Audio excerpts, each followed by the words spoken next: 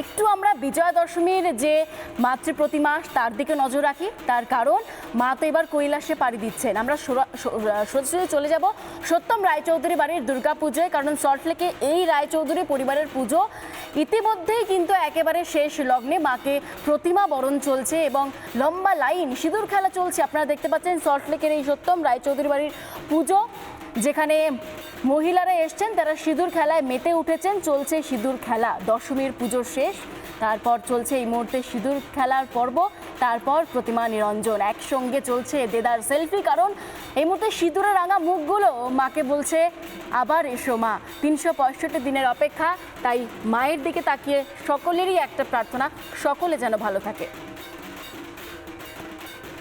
আসছে মা আসছেন, এটা যতটা ভেবে নেওয়া অনেকটা আনন্দের, আবার এই আজকের দিনটা মা চলে যাচ্ছেন এটা খুব দুঃখের ডেফিনেটলি।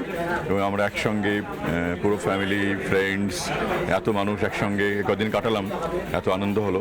এবং তারপরে আজকে ডেফিনেটলি একটা দুঃখ, একটা বিষাদ তো থাকবেই। দুর্গাপুজো করবো অনেকদিন ধরেই, অনেক বছর ধরেই ভাবছিলাম। কারণ হচ্ছে আমাদের পুরনো যে গুরবাড়ির দুর্গাপুজো হতো, লক্ষ্মীনারায়ণ এবং রাধাকৃষ্ণ প্রতিষ্ঠা হওয়ার পর থেকে সেটা বন্ধ হয়ে যায়, সেটা বারোয়ারি পুজোতে কনভার্ট হয়ে যায়।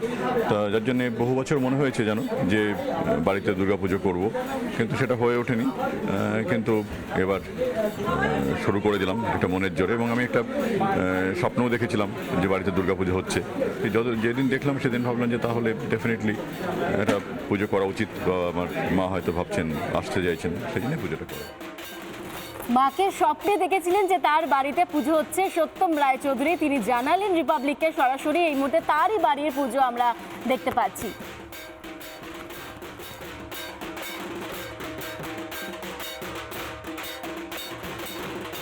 আজ দশমী, মাকে এবার বিদায় জানানোর পালা।